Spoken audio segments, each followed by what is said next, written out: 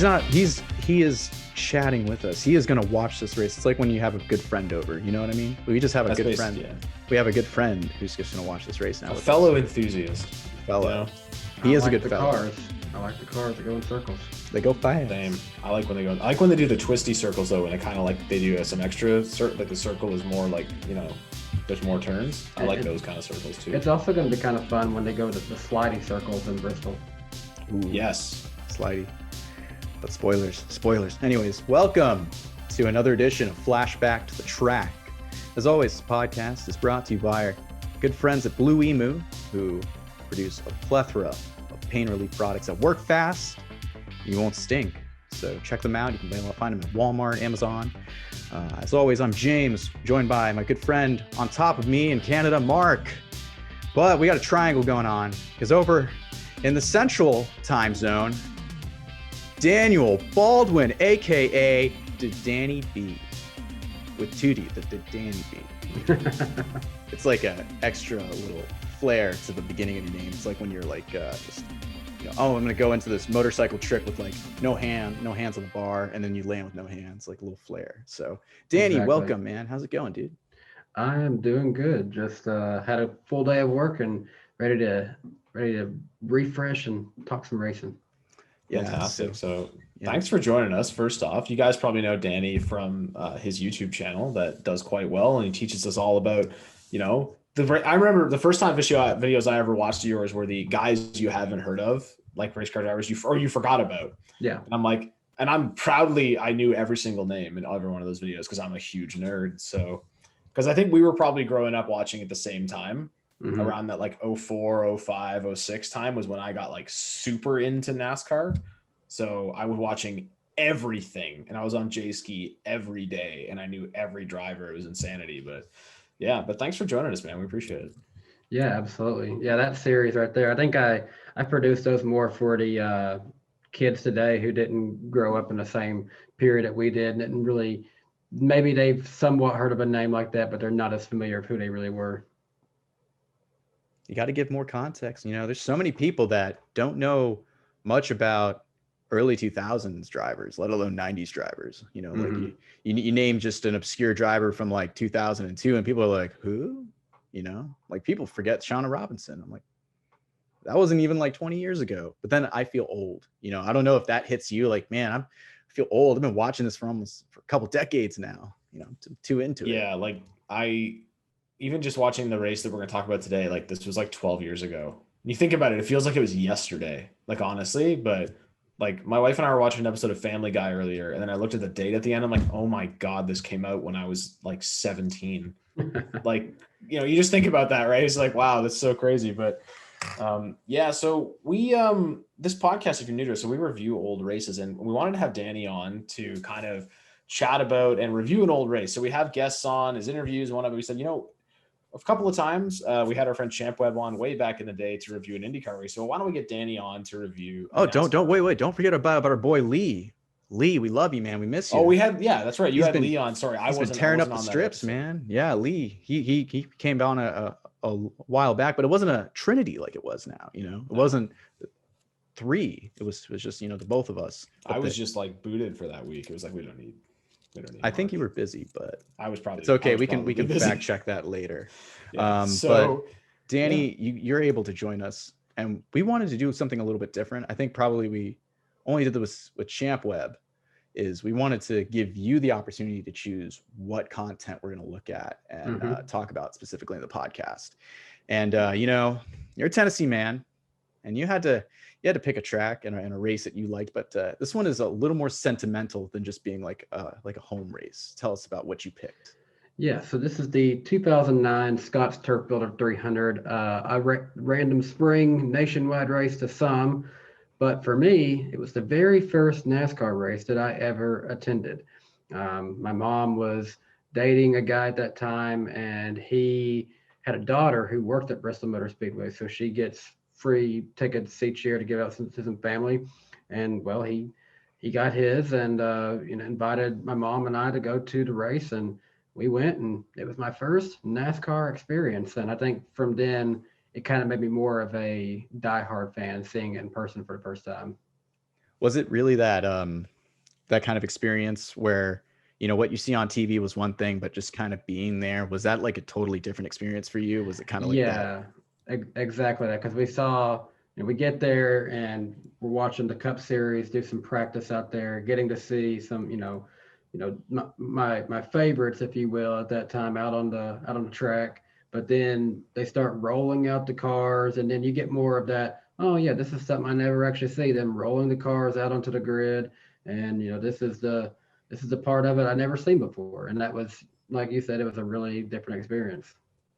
Now, how many pairs of earplugs did you have on? Did you have like ear ones in and overs on top, or like were you... I typically I still use the same ones I took then. It's like they would remind you of what I'm wearing right here, but it's like they were like gun headphones, I guess you could call it like that. Like you use them if you're going out to target practice or something like that. So that's what I was actually using. But you straight up have like the same pair from like your first race like 12 years ago? Yeah, I'm still using them. Oh, dude, that's legit. That's like, no, James and I are like going to Walmart the night before the race to buy earplugs because we forgot them. That's usually our jam. So No, I forget the ones that are like actually molded for me that was made by the lady. that's why I won't get any made, because I know I'll just lose them. That's why I haven't had customs made. Like I don't lose them. I don't lose them. I still have those. Those are actually my driving ones. I actually hook that to an intercom, and those are for driving. So like I shouldn't be using them for that. I should just be using like actual earplugs. But that's really cool because, you know, that's one thing. I don't think there are many things I have from my first race that I went to, and it was like in 2008. So it's not that far away. I think the biggest thing I have is unfortunately not in this room, but we're going to, if you're watching the video version, there will be an image that pops up of the cup. I have that for my first race. That was at Talladega 2008, but man, that's... Oh, I went to a NASCAR race before all of you, 2006. Crazy. Which one did you see? Yeah. I went to the Truck Series race in Michigan. I can't remember the name of the race, but it was the one Johnny Benson won, and it was his first win, and he was from Michigan, so it was kind of a big deal. Oh yeah. I remember the locals being quite upset that a Toyota won. They were not too happy about it, but you know, I was happy. I thought that was so cool that Johnny won. I think that was when it was one of the closest finishes. Was that the one with Eric Darnell? Was it that one? No, it was a couple of years later. Yeah. Yeah, when Darnell won. Yeah, that's right. Yeah, that was back when he was driving the Toyota certified used vehicles red truck. I think that was like his first year in trucks was 06.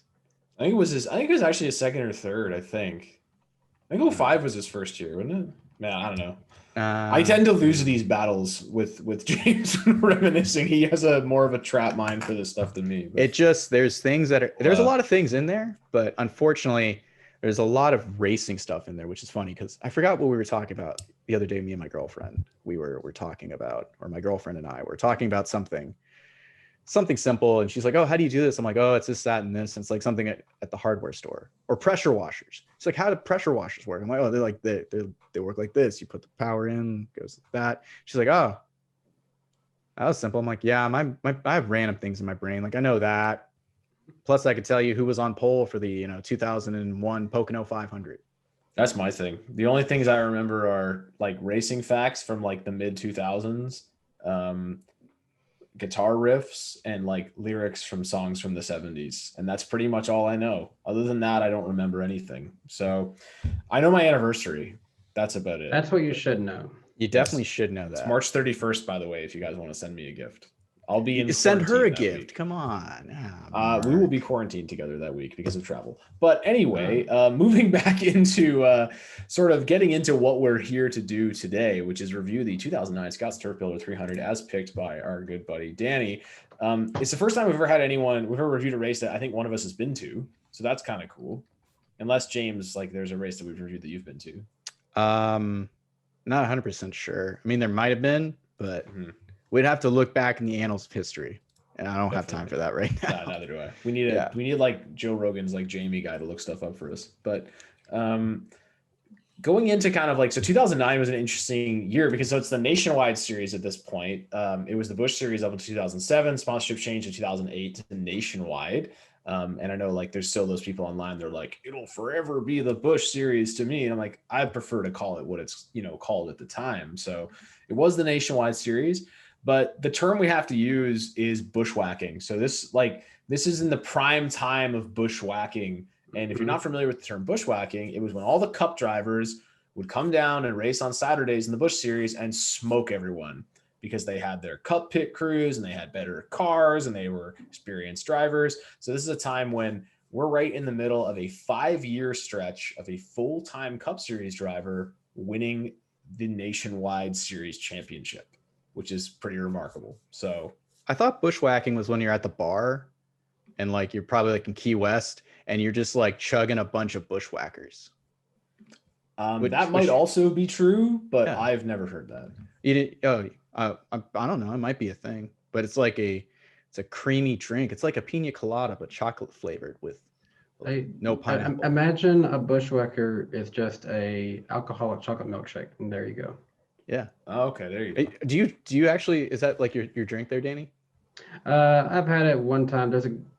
I'm in Nashville. We got good hot chicken places here. Yeah. There's a place called Party Foul, and they make really good chicken. They actually double fry the chicken, and then they do the hot on it, and then they're known for getting hot chicken and a bushwhacker to go with it. It's a good combination, actually. That was an interesting segue that they had that drink. So now that there's so much racing coming to Nashville in the next few years, there you go, folks. Oh, wow. They also have really good speakeasies, but we're not going to tell people where those are at because I want those mixologists exclusively to me. But yeah, man, that's funny. I did not know that would like all segue together, that bushwhacking would be somehow, or bushwhackers would somehow be served in Nashville. But speaking of bushwhackers, so let's get everyone's take on this. So like, let's start with Danny. So like, what was I know this is always people still debate this on Twitter like today, but like what was your take on like all the Cup drivers coming down? At the time, granted, this is 2009, so I would have been like in my early teens. So God, I'm old. So I'm like more familiar with the Cup guys. So I start hearing names like Carl Edwards, Kyle Busch, Kevin Harvick, those guys, and I'm like, oh yeah, cool. I'm actually getting to see some guys I know race. Because at the time I was very much casual. I didn't really watch the lower series like I do today. So I didn't know who these guys were. I wasn't even as familiar with Brendan Gaughan, even though he'd been in the Cup Series. I just wasn't as familiar with him for that matter. So I hear those names, and I was actually kind of more excited that there are some guys that I know in this race, and that was how I felt about it. Now today, I think I'm more happy that they have limits. I'm happy that you're not going to see someone like our champion from 2009. Kyle Busch, Cup Series driver. Did he even run all the races that year? I can't remember. He did, yeah. Okay, so he did run all the races.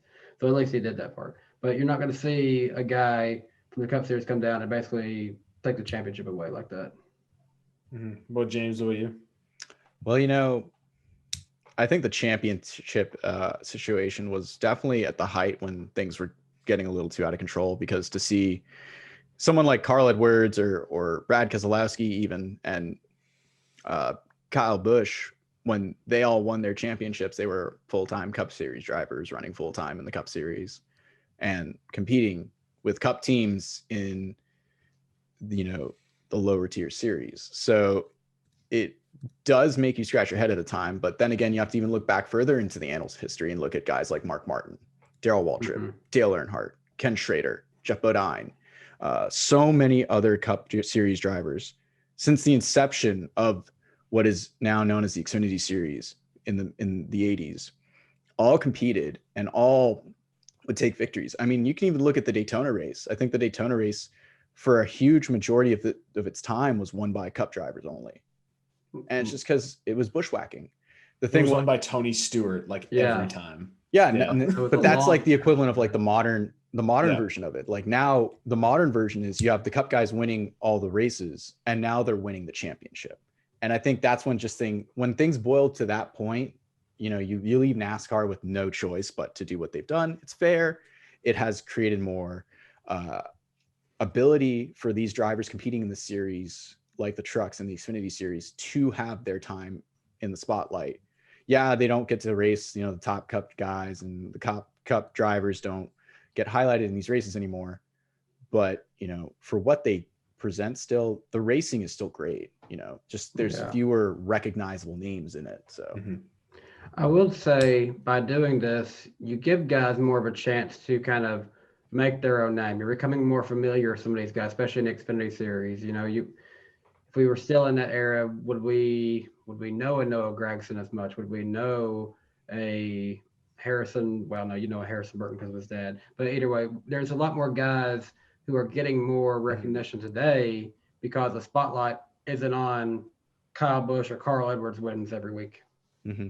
Yeah, and I think there probably wouldn't even be rides for those guys, honestly, if guys could still run 26 Busch races or whatever. But like, I think at the time I was very much of the opinion of like how, America is a land of opportunity. If you want to race in every series, you should be allowed to, like freedom. We should not be stopping these guys. And then over time, and especially now that I know what I know and knowing people in the sport, I'm like, I'm glad that there's a limit.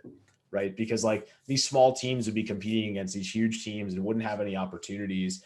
And, I think there was something to be said about how guys that came up, rookies that came to Cup were definitely more ready in the mid 2000s because they were used to racing against that level of competition on Saturday. And now you could argue that like there's a watered down level. I'm making air quotes if you're listening, in the Xfinity series, because especially last year, I think we had like 11 competitive cars. This year it looks way better. Like it looks amazing. There's like top 20, there's all great cars. So I think I'm glad it is the way it is now. Like now that Kyle Busch is only allowed to win 5 races a year instead of like 20. So, I think they've done the right thing, Which even then, Kyle Busch has already failed to win a truck race this year. So, but he did win because he owns the truck that won. So he lost, but he won. So he can win in multiple ways. But coming into this race, Clint Bowyer is actually the reigning champion. Like we said, full-time Cup driver. Carl Edwards, the full-time Cup driver, is the points leader by 48 points over Brian Vickers, a full-time Cup driver. And then Greg Biffle, another full-time Cup driver, is in third. But Vickers and Biffle aren't running the full season. In fact, neither of them are in this race. But back then there was no ineligibility. Like you got points in whatever series you ran. You got points in all of them. So Brendan Gaughan is the first non-full-time Cup driver, and he is the only one in the top 5 in points. So he's 5th in points. Which is actually, kind of shocking at this point because, it's been a very up and down season. You look at who's in the top 5. You got Brian Vickers is not even running full-time. Mm-hmm.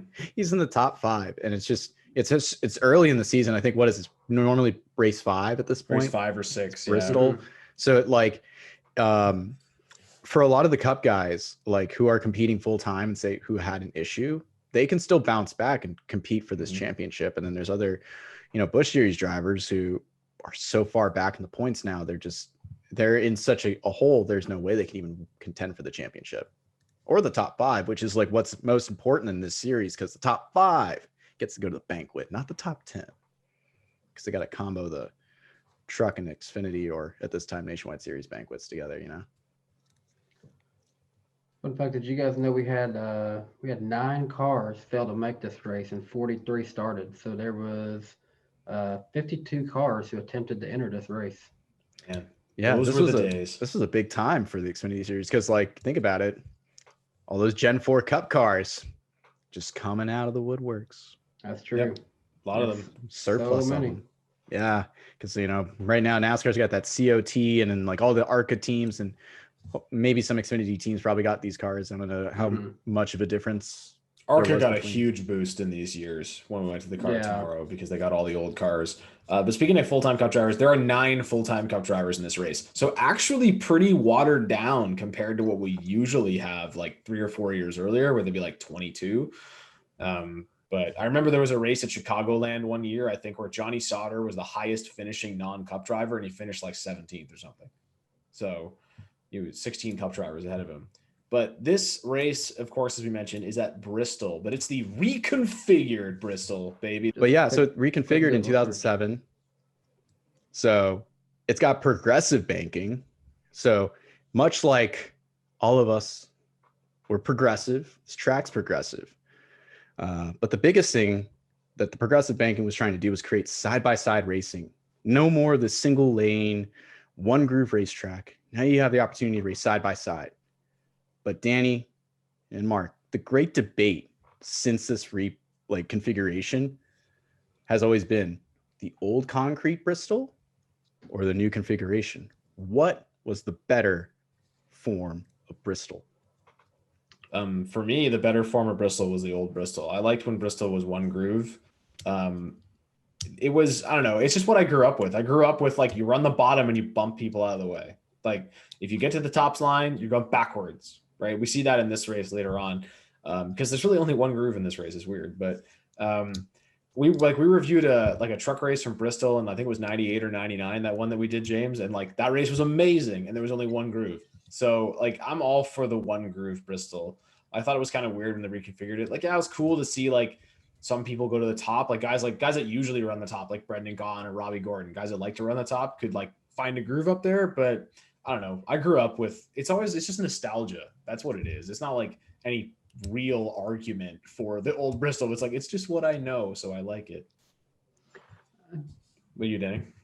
I guess old Bristol produced better, more moments, I guess. But then again, we saw plenty of moments. There was a lot of okay races there in this time period too, like the 2011 or no 2012 night race. Is that when the Tony Stewart helmet throw happened? I think so. Yeah, that one. Yeah, last year at the COTs, I believe. Yes. That one was pretty good. The first race at the Gen 6 car in 2013 was pretty okay. But then there was a number of races where it was kind of just like, meh, just everyone running the high line. Nothing really happened. Didn't feel like Bristol. Now that they've brought in the PJ1 compound, I think it brings in I don't want to call it old Bristol. I don't want to call it that Bristol we saw in 2009. It's something just entirely different. Like I guess they sort of manufactured old Bristol in a way, but it doesn't last for long. It lasts better for a short run, like 50 laps or so. So if a caution comes out, it's going to be about like Bristol. It's going to be like about like old Bristol all race if they have a caution every 50 laps. So. Yeah, the only problem is, like, to me, what makes old Bristol is long runs, that true conveyor belt of cars. You got slower cars, you got faster cars, drivers who want to get by the slower cars, battling for position.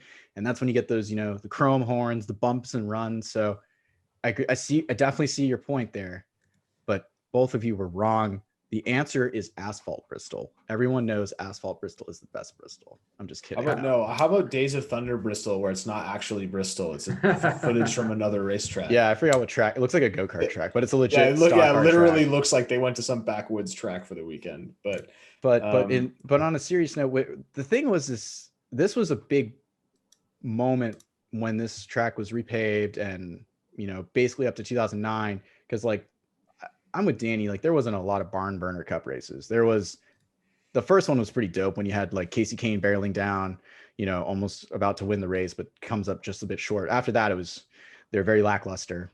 And, you see the attendance of Bristol going down. And that was a huge point that people made, was just the reconfiguration. It really just did it in. It made the racing just a little, I don't know, lackluster. And even the drivers thought so too. You even had Jamie McMurray quoted back in 2010 saying, "I've always been a fan of the old Bristol. The track was just more fun to race. The fact that the surface is concrete doesn't really make any difference to me. If concrete's concrete," because people have talked about bringing it back to asphalt, which is not, I don't think that's the right Isn't thing. Dale Jr. a big proponent of that? Doesn't he want it to be asphalt? I think I think he understands what asphalt does. And there's like I think, Danny, you can attest to it from some of the research you've done for Nashville, but there's like a feel for concrete and asphalt tracks. They're totally different surfaces, and they bring different driving styles out. And some drivers just don't want to adapt to that concrete, or they just have that knack for asphalt.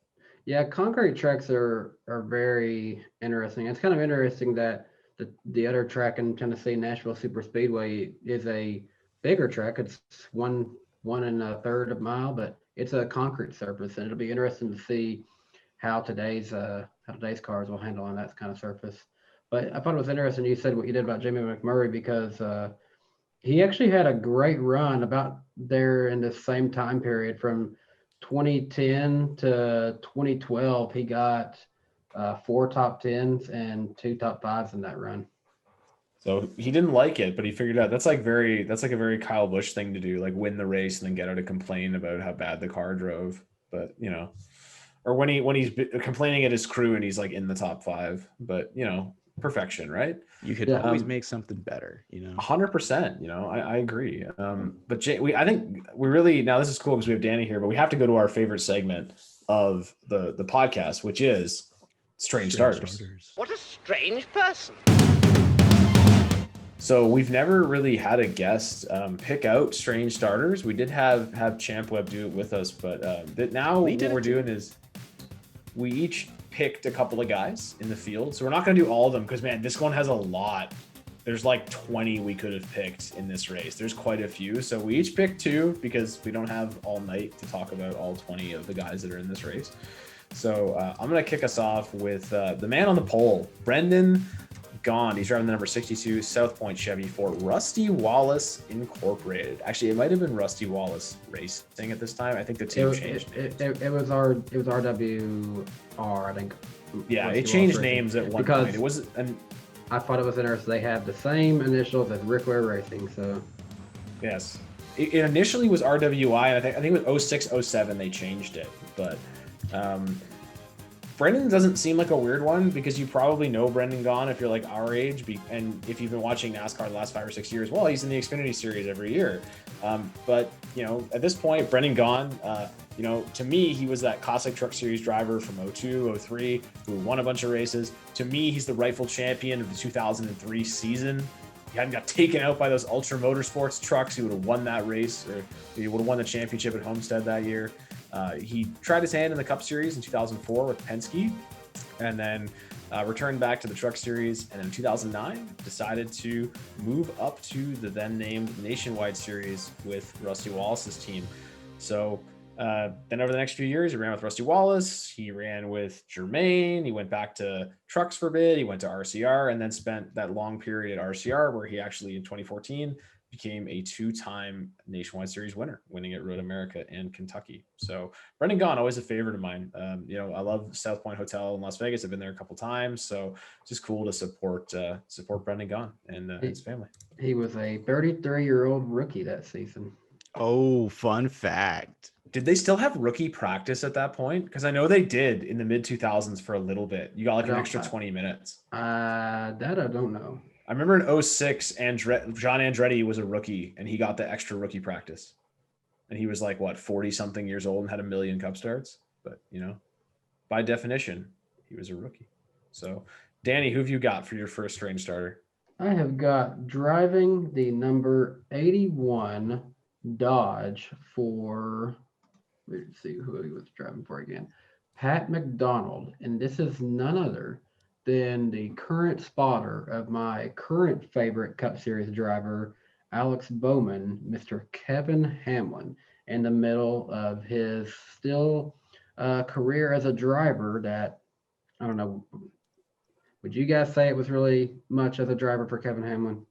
I mean, he made it to the Xfinity Series, so that's a lot more than a lot of people could say. So he was briefly in the Ganassi fold, I think. He drove all the races that Montoya didn't drive in 07. Like, he was the extra driver. So that I remember. And I remember him driving for Fitz Bradshaw in like a hot tamales car one time. That is true. Yeah, that I remember. But that was the second most races that he ran in one season in Xfinity Series. In 2005, he ran 14, and in 2009, this was one of his 13 starts that season. And then he didn't race much after that, I don't think. Then he went into the spotting. I think after 2010, he ran 5 Xfinity races, and then that was it. Yeah, Kevin Hamlin actually spotted for a team I worked with one time with the Rolex 24. So small world, man. Your best spotters are former drivers, so 100%. Yeah, that's 100%. James, who have you got for your first guy?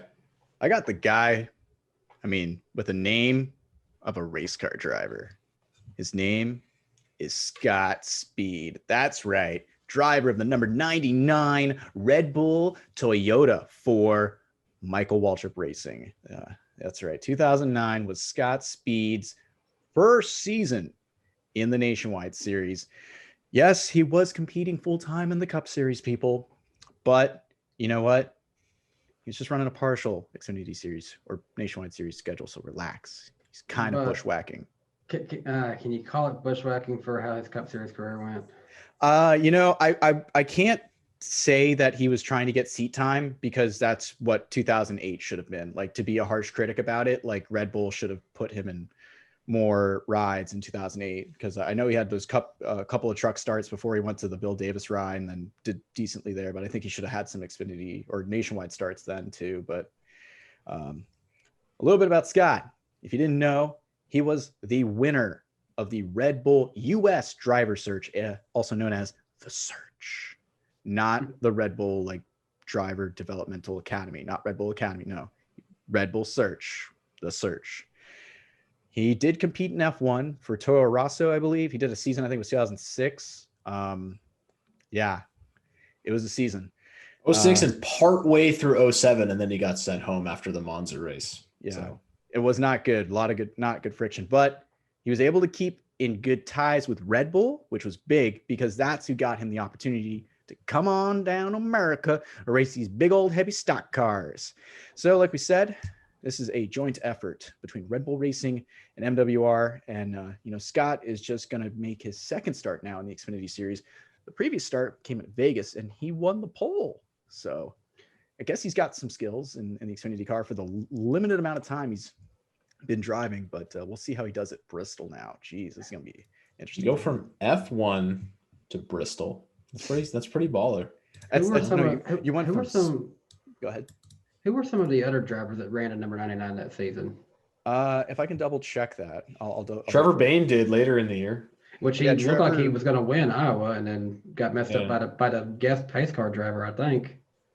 I think Michael probably drove some races. So David Rudiman as well drove. Patrick Carpentier drove at Montreal. Oh yeah, that's right. And Michael Waltrip. So it was Waltrip who started the season. Then Speed jumped in. Then Bayne got in the midpoint of the season. Did a couple of races with Michael Waltrip.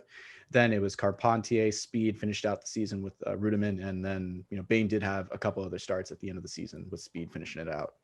And unfortunate, man. Fun fact, but not so fun fact. Trevor Bayne didn't make the Memphis race. That could have been a winner right there. But before he drove the 99, that should be a great segue into Mark's next guy. Yeah, my next guy is Trevor Bayne. So Trevor Bayne in this race, he's making his NASCAR national debut. So he's never raced in trucks, Xfinity, or Cup at this point. This is long before he was the 2011 Daytona 500 winner.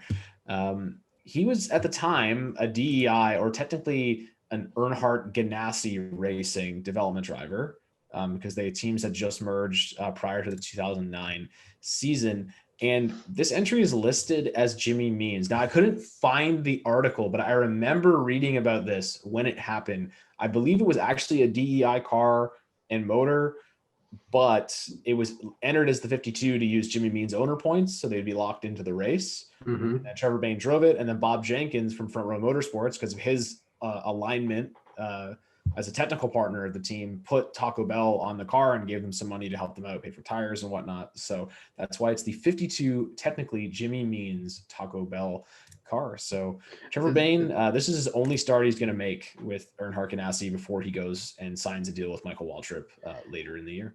It's still funny that Taco Bell was on that car, but it's more the deal that it's like part of Bob's franchise of Taco Bell. That's not the actual Taco Bell corporation, right? It's more like allowed, just like BK Racing. Yeah. Yeah, exactly. Like, he can advertise the companies he owns, but so he puts them on there, but that's not a real sponsorship, really. So because in the past you've seen Taco Bell on Dale Earnhardt Jr. in the Busch Series, so those were real sponsorships. Danny, you got your second and final strange starter. Who you got? Yeah, we're speaking of sponsorships right here. I guess you could be kind of controversial of this sponsor looking back on it now. Kenny Wallace, at that point he's towards the end of his career, and he's still making. We think he's near the end of his career, but it's gonna race like for a while yet. Yeah, we on dirt, but. But towards the end of his NASCAR career, and he's still doing work with Speed, which we all miss to this day. But he was doing some work with them and actually pretty good doing it with them. But he'd still be racing each week, driving number 28 for Jay Robinson, the Border Patrol Chevrolet. And this is, of course, the brother of Rusty Wallace, and it was also one of the few seasons he ran full time against his nephew, Stephen Wallace. Yeah, That's and Brendan Gaughan's teammate. I should mention that. It's a shame that like they didn't like compete with like 2007. Wasn't it like Mike Wallace, Stephen Wallace? It could have been Kenny Wallace as well. Like he had the trio. Yeah, should have just gotten Rusty a third car and ran a race. Yes, he owned his own car. Come on, man. He couldn't have I don't pulled think that thing out. did Kenny ever drive for Rusty? I don't think he did. I don't think No, he ever I think made a so. start for Rusty. No, I know Mike did a few times, but I don't think Kenny ever did. I don't think Kenny ever did. I think Kenny just had too many other deals already lined up. Yeah, Just swimming in deals. Kenny was like the ultimate fill-in driver, like in the mid 2000s in Cup. Like if you guy was injured, or like if you're a Kurt Busch and you got let go before the end of the year, Kenny Wallace just hop in there. Like he was like the guy for that. So now it's Regan Smith, but back then it was Kenny Wallace. So hey, if you got that serviceable race car driver who's got a really good reputation of like not wrecking the car, just bringing the car home, just doing the job. He's not out there to go win. He's out there to perform the service of start the race, finish the race, and bring home one piece. I mean, definitely Kenny Wallace was that guy for a long time, because I don't think he was ever like a crash prone guy. You know what I mean? No, he's a guy that could evaluate your race team for sure. Like could know like what you guys need to do. But you said bring it home. So James, why don't you bring it home on Strange Starters here? Who's your final guy? Oh man, I love this one. This is my favorite fun fact of 2009 all the time. Michael McDowell driving the number 47 Tom Snacks Toyota for JTG Doherty Racing. Yeah, that's right. MWR didn't renew Michael McDowell's contract for 2009. They're lost. So he went to JTG Doherty's nationwide program. And they had Tom Snacks on the car. Fire looking number 47 with the orange and the Tom Snacks. Who doesn't love chips? I love chips. Now, here's the problem, though. The sponsorship only lasted until the second Daytona race. And when there was no sponsor, McDowell was out of the 47, which was a shame because I was at that Daytona race. I remember seeing Michael like at the autograph session, and like just I was so happy for him this season to have this ride, and I thought it was a great ride. I was a fan. I was excited and pumped, and then like you get to go see him race, and it's his last race with the team, and he's not coming back. And it's just like gutting. It sucked, but like it was great to see him though. Besides that, but he finished the season out with a couple of different teams. Most notably, he made one more start with JTG, but mainly ran a lot of the season with Brian Keselowski and Bob Keselowski, K Automotive racing team, and just ran it out. He ran in the top 10 points for even a good chunk of that second half of the season when he wasn't in competitive rides.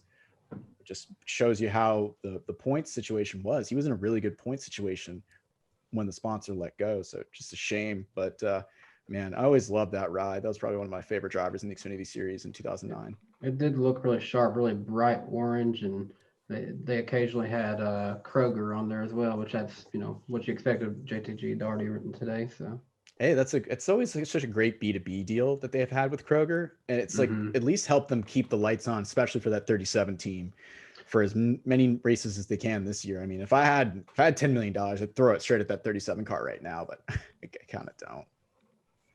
Oh. Well, going into JTG Doherty is actually a really good segue into the broadcast because one of the members of that team is involved in the broadcast. But for this race, we are on the worldwide leader in sports. We're on ESPN.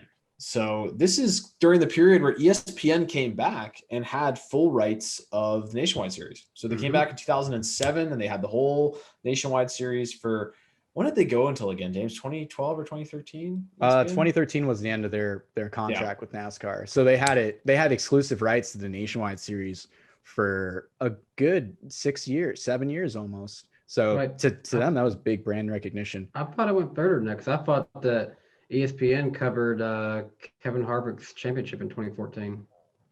Oh, you're right, Danny. It is 2014. Yeah, 2014 was the last year that they had it. It was so that's an 8-year run, man. That's like for them to have that. I mean, it's cool that Speed now Fox has the Truck Series, but like to have the exclusive rights to the Nationwide Series. That's big, dude. That's Mhm. like you got at the time it was pretty big because they had a lot of sponsors.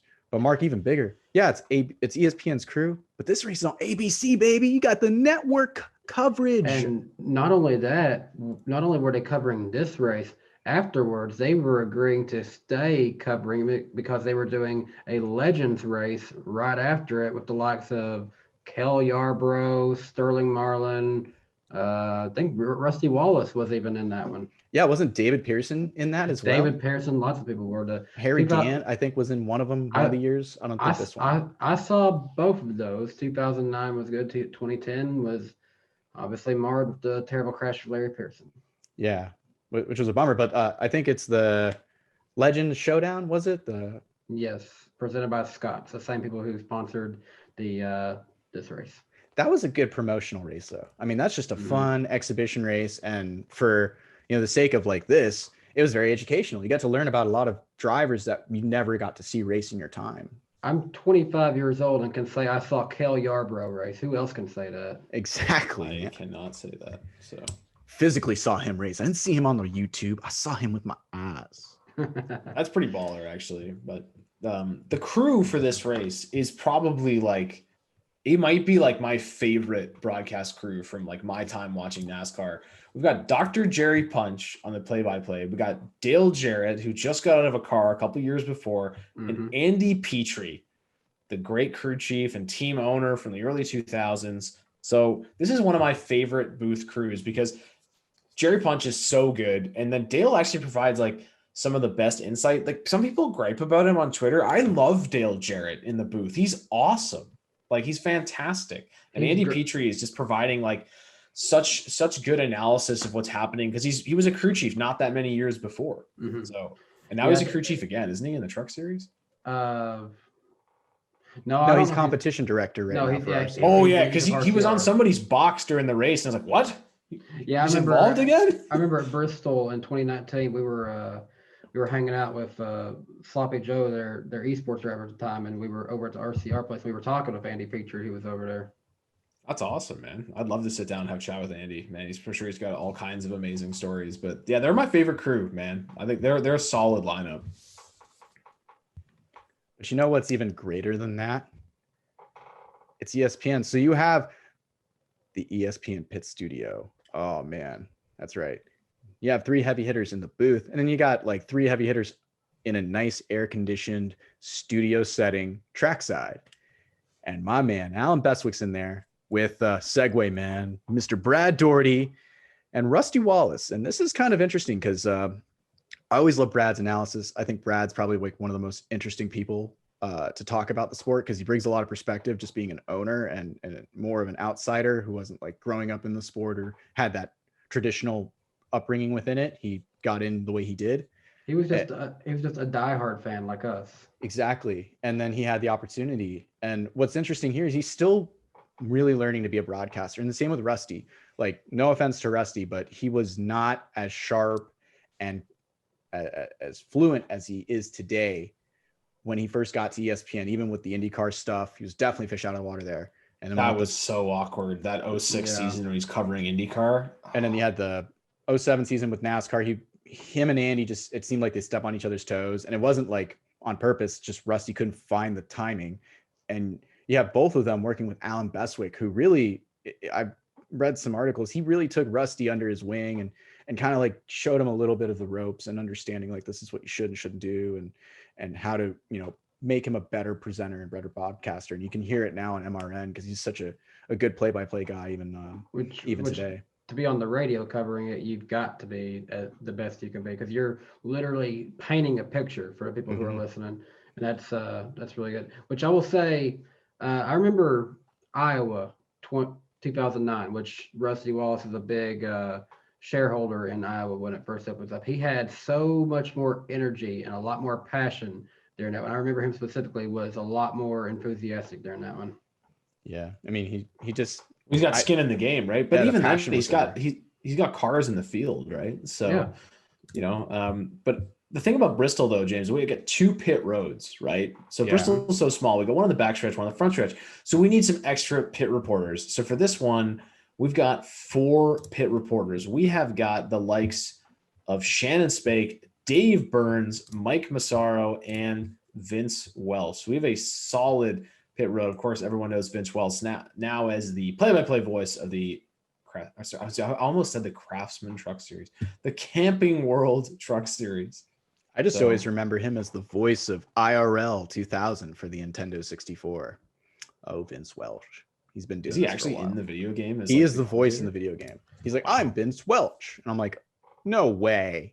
Yeah, and it's so funny that ESPN like got everyone from the NBC crew basically. Yeah. Plus, like they had like a lot of their old, staples in motorsports come up and do this like venture with NASCAR. They had so much talent. It's insane. Those 4 pit reporters, Shannon Spake, Dave Burns, and Vince Welch, they all went on to do some more stuff after ESPN went away. Where'd Mike Massaro go? What's he doing these days? I think he was loyal with ESPN. Okay. I'm not sure where he's at. Some other ESPN broadcasts. Because I know that's what Alan Bestwick was doing for a while, which they give him like college football, which at least is a little bit more entertaining than some things he could have been doing. He could cover golf and like a table tennis match, and I'd be captivated. He could cover. It's true. Alan Bestwick could commentate like Supermarket Sweep, and I'd watch it. Like he'd do an amazing job. So he's just amazing. And to Danny's point from earlier, he started in radio, so he knows how to paint a picture. You know what I mean? Guys, we have an in-race reporter for this race. This is something ESPN would always do. They would have an in-race reporter, and it is the 2007 series champion, Carl Edwards, who, is always great when he was like up in the booth helping out or when he had to do anything on camera. He was always fantastic. So we're going to call down to him multiple times under caution and find out what's going on inside the race car in this 300 lapper at Bristol. So what's going on? I like that they did that though, because I always feel like it's an inconvenience when they just drop in on the driver. Yeah. Especially when they're having a conversation with the crew. It's like now he knew he was going to be called on at some point. Yeah. And also things that ESPN did that was kind of interesting back then. They did the in-race reporter. They put a camera on a NASCAR official to give you the official perspective. They do a random pit crew member to also do that as well. And then they did this is when the internet was still blossoming. They did the mailbag question where, they pick a random email, which I hope is actually from a legitimate fan, not just something that they had some intern type up and say they did it, but they did do that at least. Yeah, I remember back when, you watch a lot of the older races and you see, oh, we have a mailbag question. It's like a physical letter. It's like, did somebody write that? People used to send fan mail. Apparently people still do. So, well, I mean, back in the day when you're doing it on Inside Winston Cup, at least you could be entered to win a Miller Genuine Draft jacket. Not that we condone alcohol, but that's the second time we mentioned it in this. But what ESPN doesn't have is the Affleck trivia question. So that'll forever be, with NBC. Actually, fun fact, that started with CBS. James is always with the fun facts of all the stuff that you didn't know. This is a CBS thing back in the mid-90s. I was like, what? This thing's been around for a while. But they should bring it back. Affleck, start spending some money in racing again. So some quick pre-race notes for this one. As I mentioned, 300 laps, which turns out to, if you do the math, 159.9 miles. Not quite 160. That would be ridiculous. Brendan Gaughan is starting on the pole. It is his first pole of his Nationwide Series career. 7 cars failed to qualify. 2 withdrew, so technically 9 cars missed the field. We've got 10 full-time cup drivers in the field. And, of course, Danny was there. That's the most important pre-race note, is that Danny was there. We have an in-stands reporter because Danny was there. Yeah, and I have a note here. So here's a fun fact. Since this is the first race that I attended, I remember with Scott's being the race sponsor, I thought it was weird that a company dedicated to better growing grass was sponsoring a race at the only track without a single patch of grass on the inside of the facility. And then to counter me, I see the people at Scott's putting down little sections of turf right in front of the driver introduction stage. So they brought their own grass. And now it's all dirt. So if Scott's wants to come and grow grass on it, they could. You guys and your grass, Cheech and Chong over there. We're going to get to the race. And Danny, it's Bristol, baby. And you know what Bristol means? Rex. I feel like there was a decent amount. I don't think it was like a wreck fest, but like, You know, to me, a For stereotypical Bristol race has like 11 cautions. well, Where's- for this to be a 300 lap race, keep that in mind. 300 lap race. There was 10. I'm gonna redo that one. There was 300 laps in this race, and you had 10 cautions. So that equals out to being an average of only 20 green flag laps. So that's actually about right for Bristol. But not a lot of big wrecks. There are like lots of cautions, but we don't get a lot of cars like destroyed like we usually see. We do get one big stack up. Yeah, that was Iran. about the biggest one. And that was like right at the end, right? Yeah, green flag is in the air, and immediately pole sitter Brendan Gaughan struggling right off the bat. So I don't know if they just like took a big swing at it in qualifying to get him the pole, but he tries to make the top line work off the bat, and it doesn't work, and he drops some positions. Carl Edwards is out front early, but of course, as you said, it's Bristol, so there's a very early caution, just 9 laps into the race. I'd say Brendan Gaughan had a short run car because he only led like 6 laps and then yeah, faded. then we never really like see him again other than when he has problems. So it's unfortunate for Brendan Gaughan. You know, I know they were probably thinking that they were gonna have a good run, you know, especially starting first. So but we get another caution after another. So Jenny said 20 lap run. So we get caution lap 9. And we get another caution on lap 26. And unfortunately, it's Danny's guy, Kevin Hamlin, who gets in the wall. I don't know if he blew a tire or he just hit the wall hard. And I think it was turn 2. And then that car wasn't out of the race. They got it fixed and he was back in the race later on. But, you know, not a factor at all. But the thing is, the factor is the bottom groove. Right now, the bottom groove is the preferred groove. I don't know why, but for some reason, the top's just not working. But I can tell you what, just by looking at the coverage, there's no rubber up there. It's very, very, very not dark. It's very, very concrete looking. So I know that like there's been a couple of days worth of practice on this surface, but I don't think anyone has explored the top. So, you know, you have guys like Brendan Gaughan trying to work it. Justin Allgaier's trying to work it. Brad Keselowski's trying to work it. But it seems like the second they just, you know, get on the third lap of trying to work in the outside, the car just slips out of the groove and it's like trying to catch it before it gets in the wall. So it's like almost like, what's the point of trying to work it in if you can't even ride in it for 5 laps? Yep. And then we got trouble with strange starters on lap 41. So Trevor Bayne, my guy, gets into it. He just gets a little loose underneath Brandon Witt in the 61. There's some synchronized spinning, but not a lot of damage to either car. So they were both all right. Brandon Witt's another guy that any of us could have picked for strange starters because, like, That's true. He's got to be one of the weirdest guys that's ever won a race at one of the top 3 levels in NASCAR. Guy you don't really think about a lot, but Brandon Witt spinning with Trevor Bayne. And then again, as Danny prefaced, man, the caution's the name of the game. So you better have a good short run car because we're not going to see a lot of long runs in this one.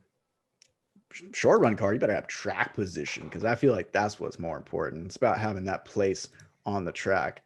But yeah. Danny, come on, there's a lot of cup drivers up in the game, you know, about 50 laps in, but you know, we do see some full-time Nationwide Series regulars kind of mixing it up. My boy, the man, the myth, the legend, Jason Leffler, he's going strong in at number 38. He's running up in the top 5, hanging around the 4th position. I don't know why. Bristol's just a track that suits him. And you know what? I always loved Braun Racing back in the day. I love how they showed up with like 3 cars and like they'd always have Leffler in a car as a full-time Xfinity guy or a Nationwide guy. And then like everyone else would be in a cup car or would be a cup driver in the car, you know, it's just a stout team. They get a wide variety of people because like 2008, especially you saw Kyle Busch driving for him when he wasn't with Joe Gibbs. You saw Brian Vickers make a lot of starts. You saw Casey Kane make a lot of starts for them. But then you saw some that were random, like their number 10 entry in this race was Kelly Byers, with not even a sponsor for the race. Started park. Just ran like 3 laps and parked it. Yeah. And then Bernie Lamar is driving the 32 in this race. That's back when Dollar General was still like, ooh, Bernie Lamar.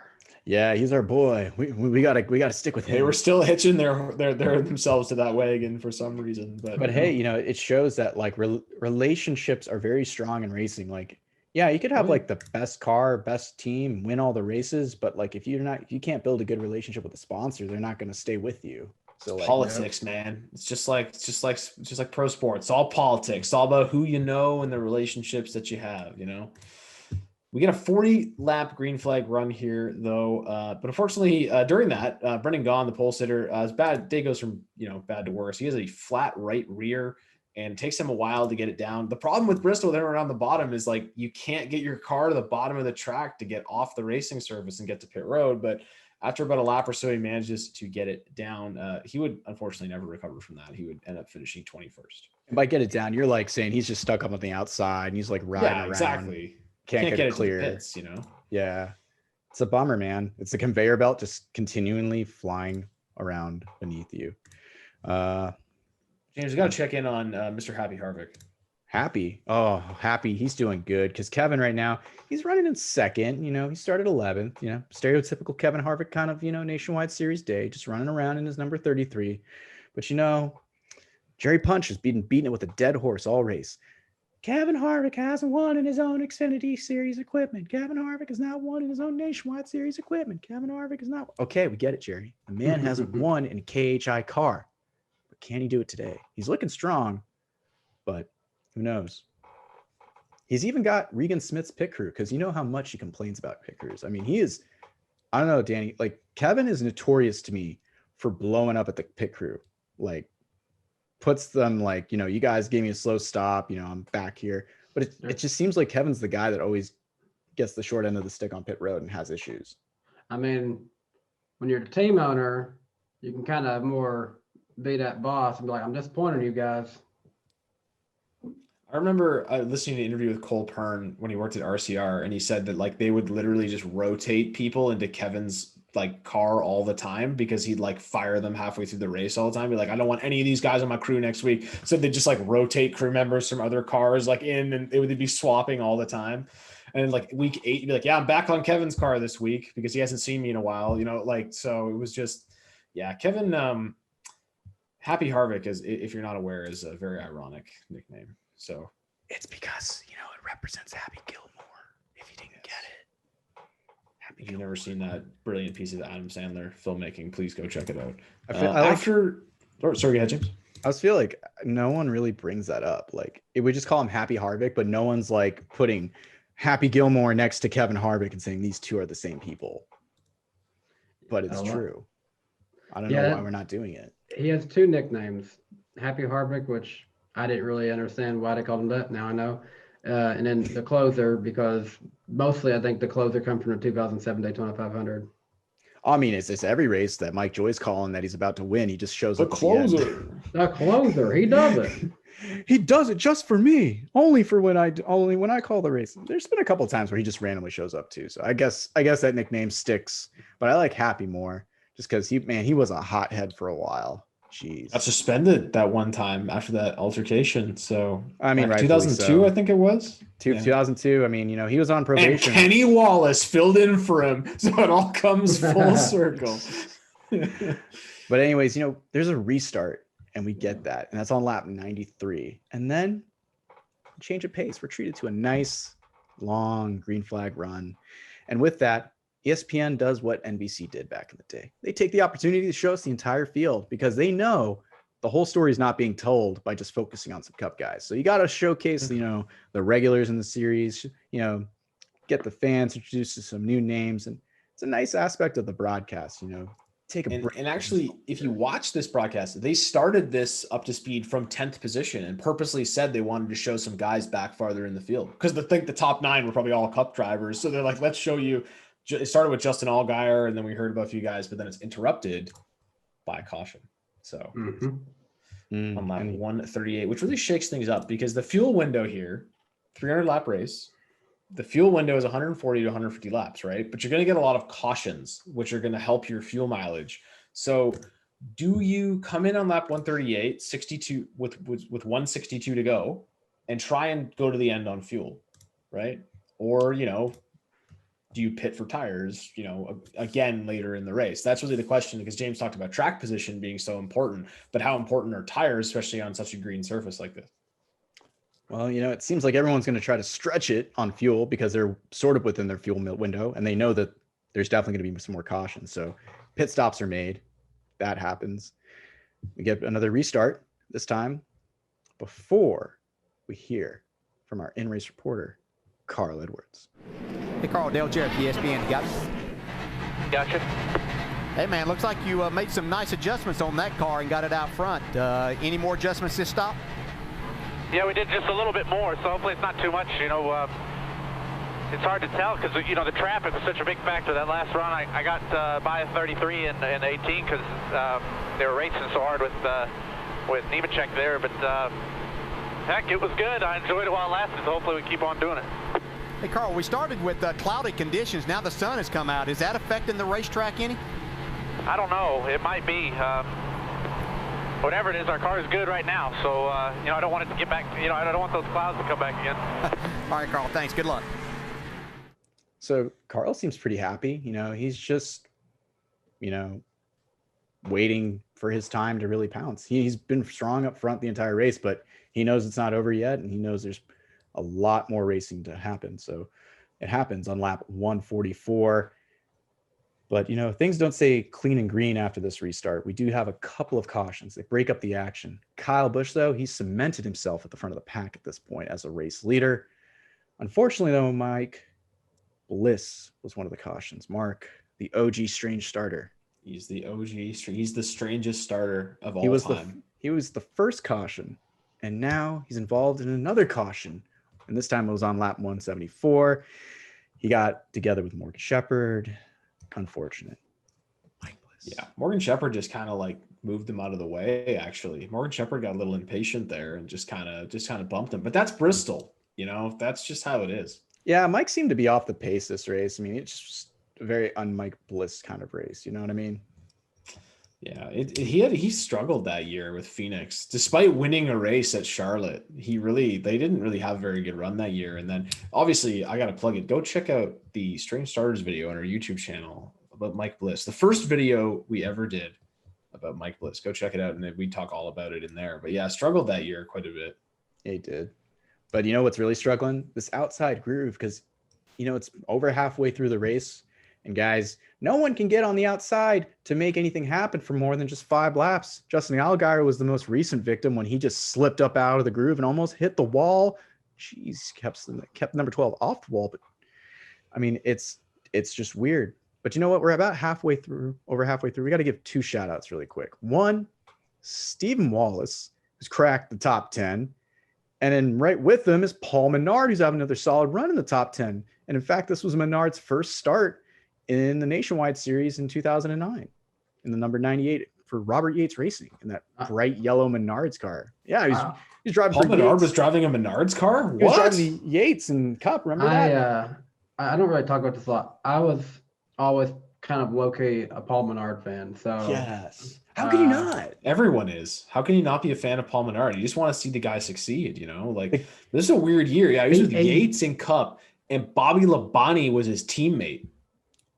Like he's racing obviously with the family money and all that, but he never struck me as like a rude guy. He never struck me as anyone who was, you know, he never left a lasting impression really on many people because he was very quiet, right? Yeah. Like he didn't really get in a lot of trouble. He didn't, you know, like, and he was just pretty serviceable too. He did good. He didn't wreck a lot of cars, so no.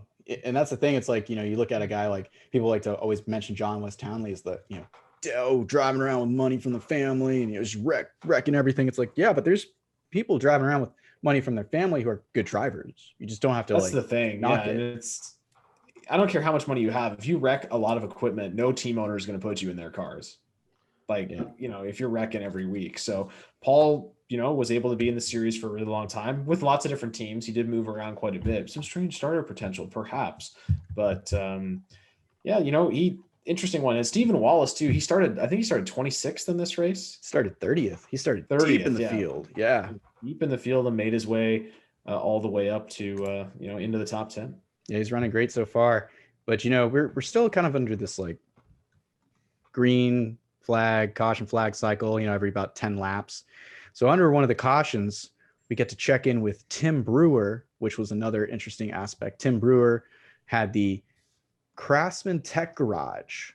ESPN had that cool segment where basically I think Tim was either in the studio or at the track with a cutaway car, and he would either explain fan questions, scenarios during the race, or just what have yous. But in this instance, Kevin Harvick's apparently having an electrical issue, so he's going to go more in depth with that.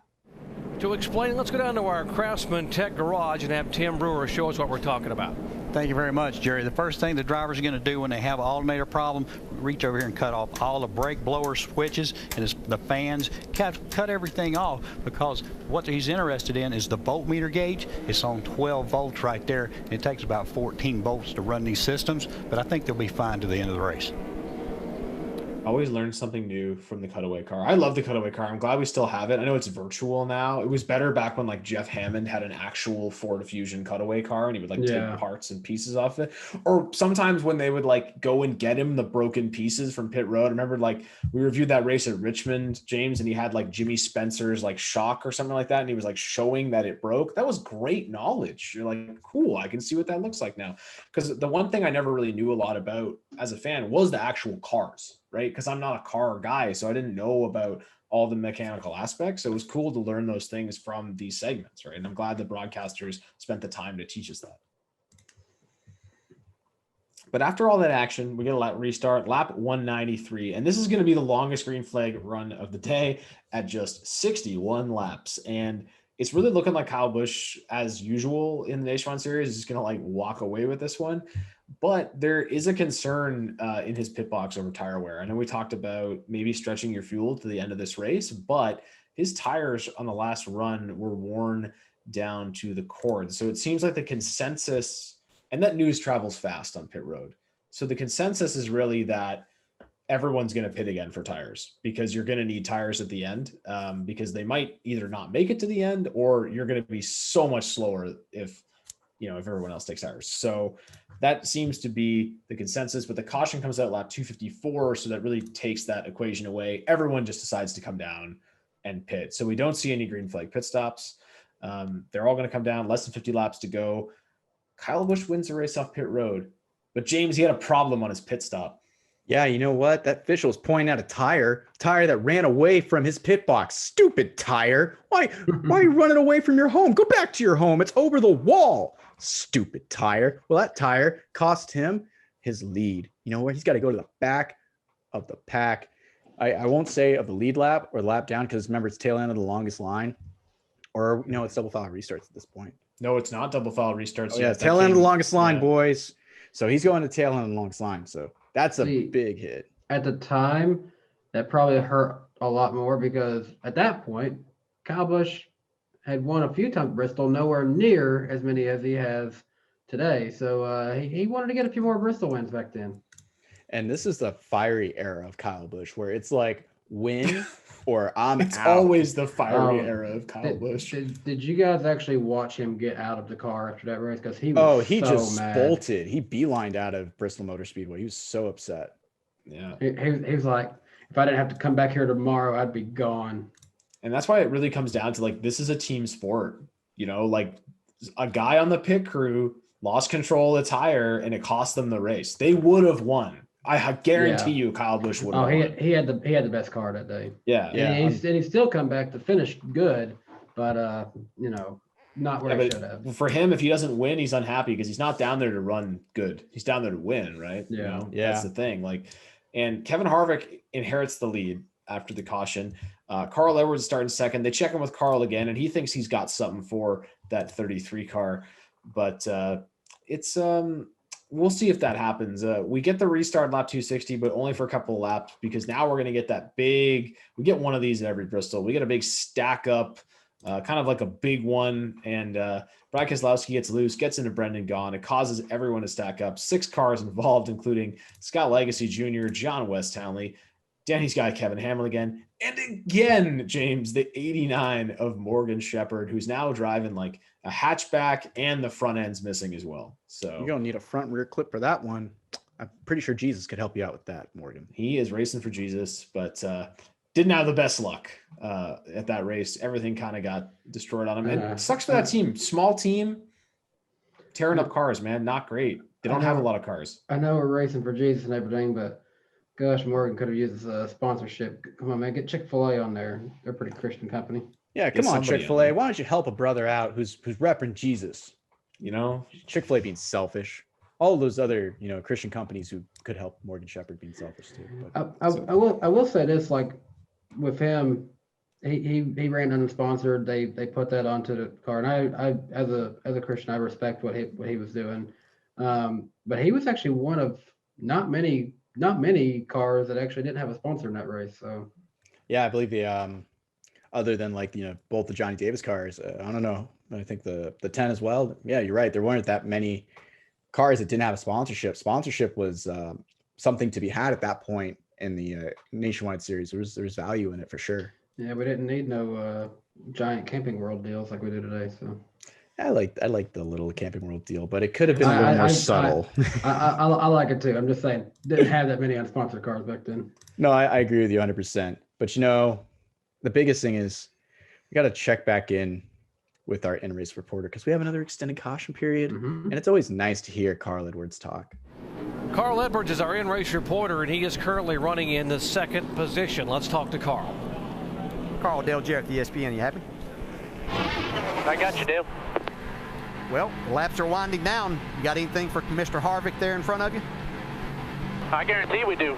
We got a good race car here, so hopefully we get to race a little bit. We've been faster than him on the, on a little bit longer run, and I feel pretty good in traffic. So, hopefully we can beat him. It's been a good race for us so far. Just been trying to get it perfect, Yeah, I don't know if you know, Kyle Busch had a little bit of a violation there in the pits. That was an awful fast car. Probably not enough time for him to get there and race with you guys. Yeah, I don't know where he's at right now, but the end of the day here is a good day for us. It'll be a jump in points, over him.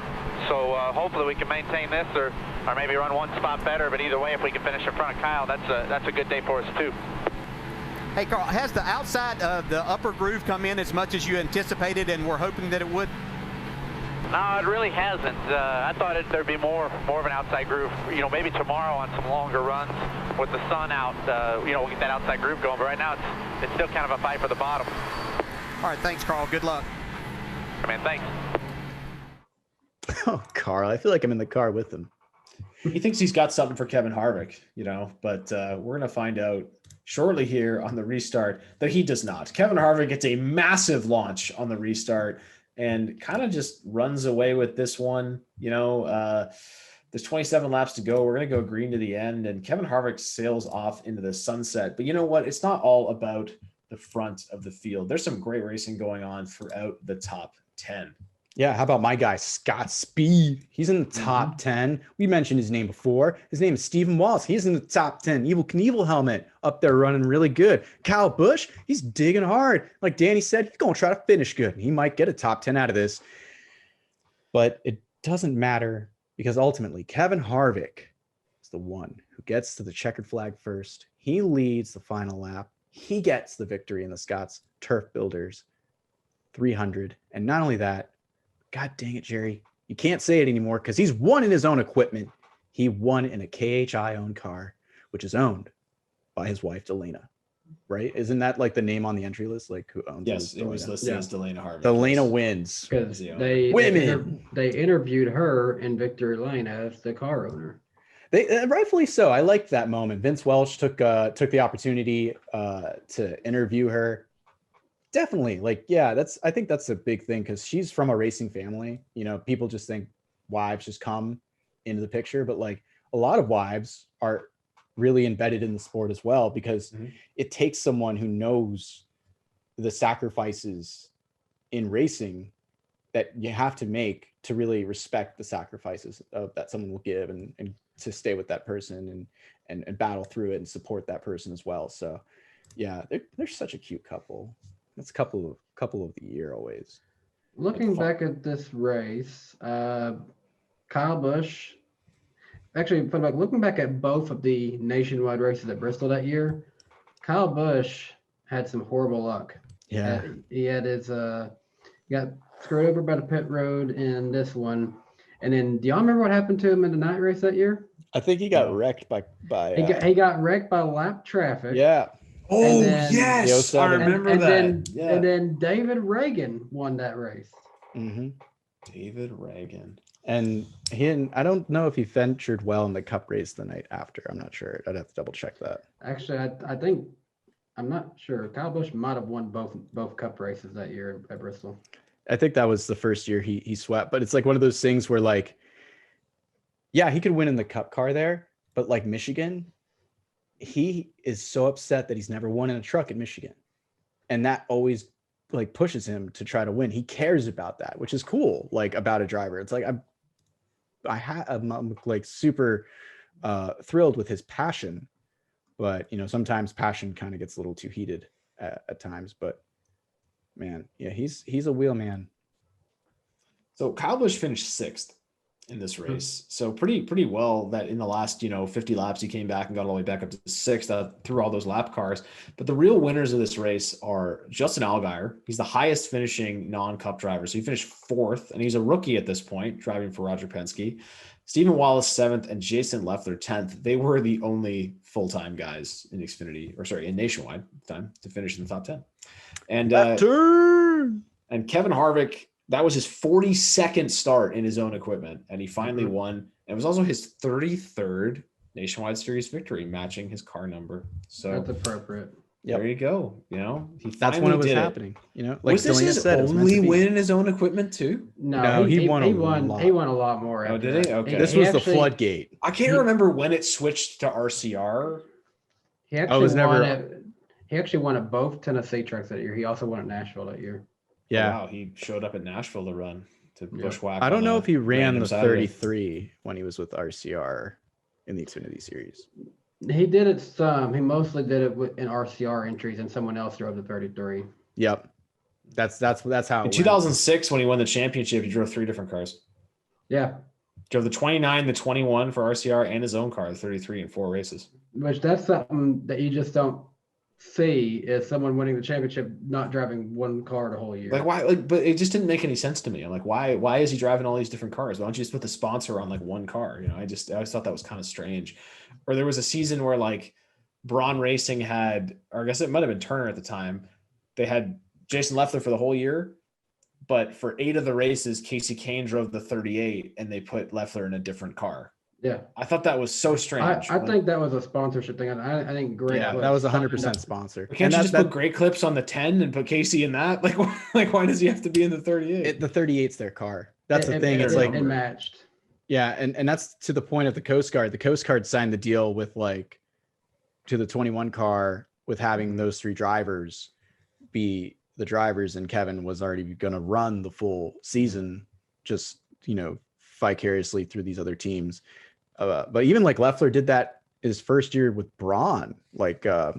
He ran the 32 for a bit, and then he ran the 38 once they finally got great clips on. Merged it into one car. Yeah, but close Aikens, yeah. And even in 2007, he'd run the 10 car, he'd run the 32 car in certain races. So go wherever they need you, Well, it's I guess it's the politics of the sponsorship sometimes dictating things, which is that's just the way she goes. That's the way of the road. I think the big burning question that we always have to ask is what did we learn from this race? So Danny, what did you learn? Well, I guess at that time I learned that yes, I like watching NASCAR in person. There you go. James, what did you learn?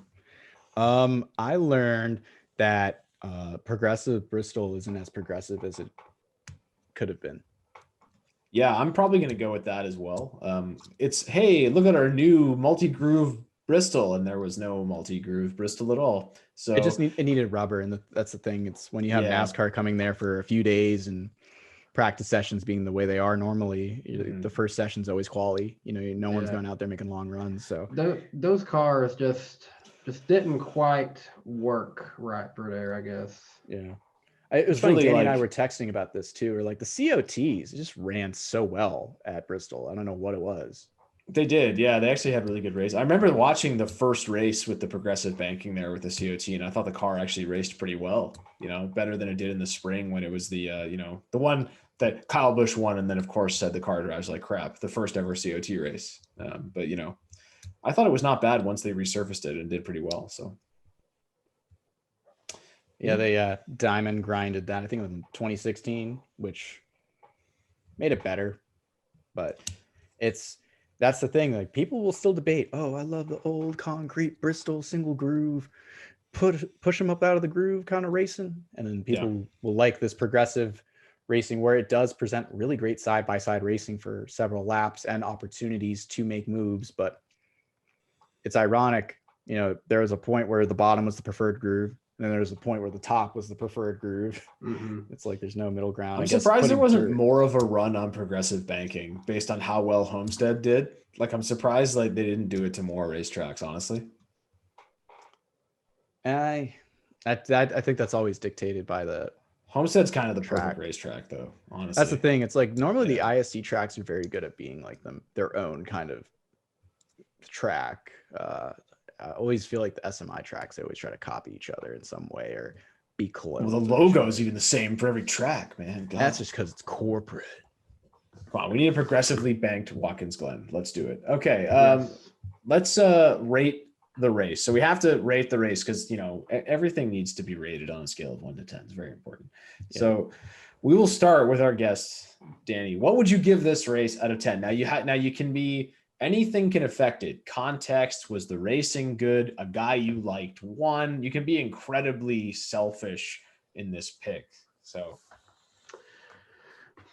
we've been very harsh. We've been giving low ratings to races lately.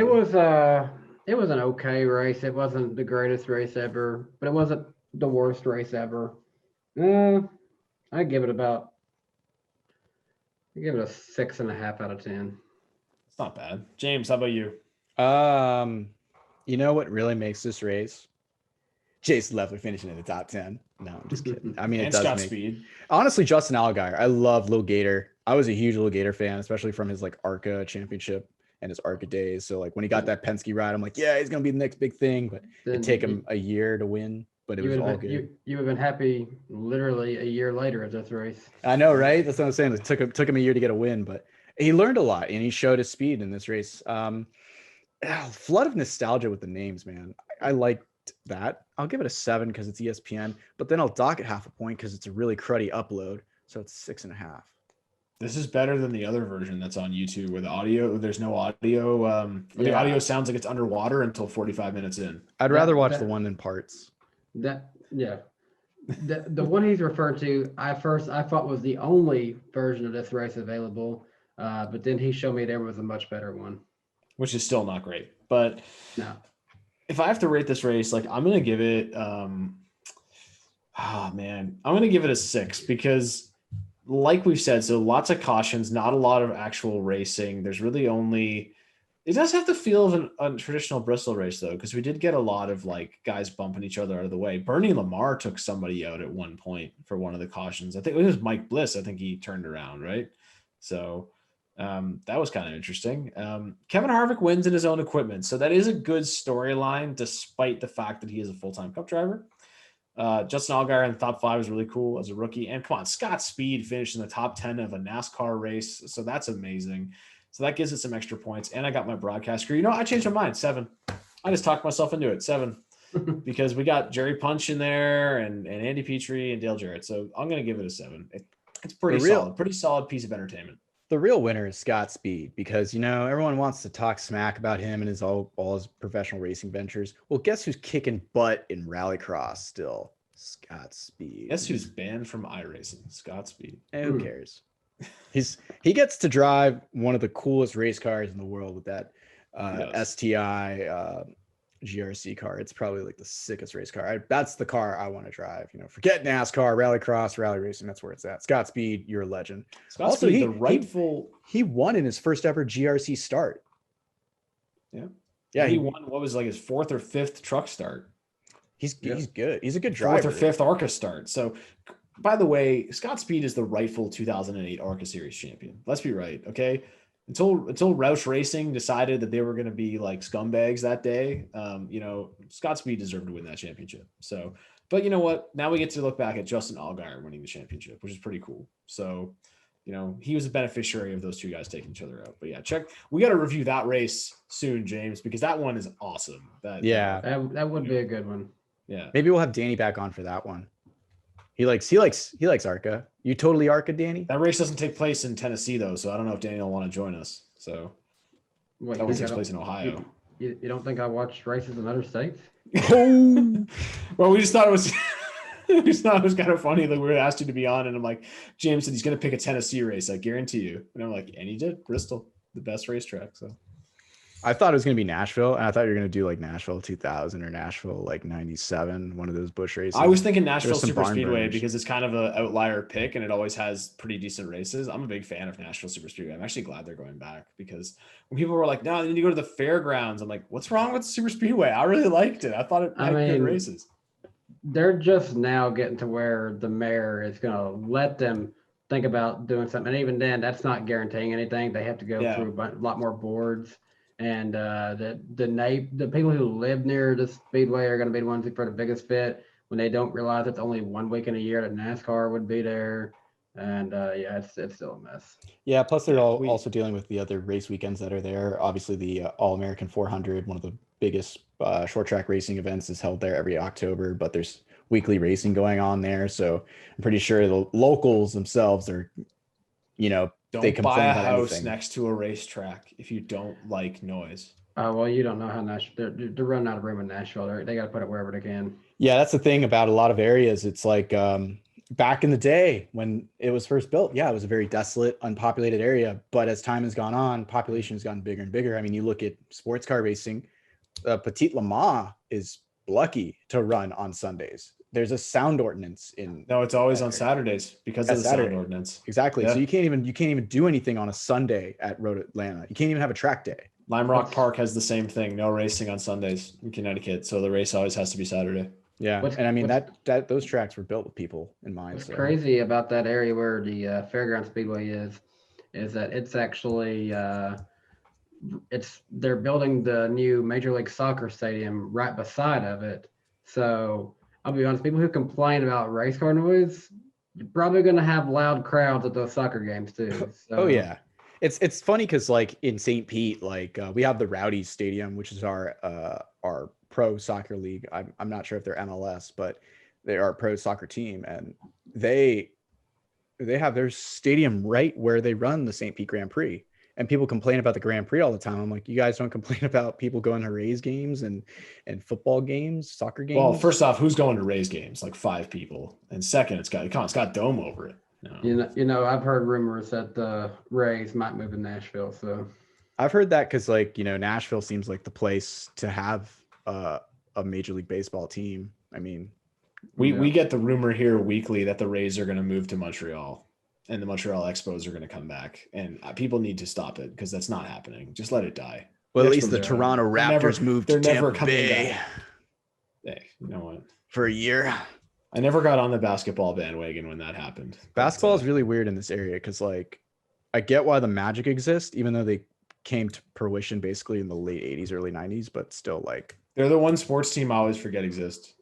It's because it's a really random area for basketball. I mean, Tampa's a really random area for hockey, and so is Fort Lauderdale, but it booms. It is what it is, man. But Danny, thank you so much for joining us, bud. We really appreciated it to come on and talk about a race. It was cool that you'd been to this race, and I think it was cool to have you pick one, and you picked an awesome race, man. So we appreciate it. Hey, happy to help. I wish I was rated it higher, Danny. It's nice to really get a chance to really kind of dive into it. I haven't really reflected on it as much since in a while, so it's good to revisit it. And that's what we like to do here, man. Revisit the past and educate people on, races and things that were going on. We also have to say thanks, as always, to our partner, Blue Emu, for, what they do for us and helping us out. So if you need some fast-acting relief from your muscle aches and pains and just general soreness, check out some Blue Emu. It works fast. You won't stink. So it's great for outdoorsmen like Danny. You're not going to scare those fish away, Danny, with that awful smell of those other topical brands. So check out some Blue Emu, and we might be able to hook you up. Keep in touch. Yeah, get me some on my boat. I don't know if we can technically say that, but yes, Blue Emu. It works fast. You won't stink. It provides maximum strength, pain relief. Danny, man, thanks so much for joining us. Where can people go and check out some more of your content, or just message you randomly about something you might or might not have gotten right or wrong in your videos, just directly on social media? So you can find me on YouTube. My channel is Danny B Talks. You can find me on Twitter and Instagram at Danny B Talks as well. And he talks. Fantastic. So do you still do Danny B Needs a Minute? I don't know, man. That's kind of like maybe I'll review the races. I'm kind of getting where I'm just like, don't care if I do that. Like I might just want to take it easy and just get back to what I used to do. Just simple videos every now and again. Right on, man. Well, thanks again for joining us, man. Really appreciate it. This has been episode 71 of the Flashback Trap Podcast. We're getting up there, James. My God, almost near 100. So yeah, we're doing quite well. We will see you guys all in the next episode. Be safe.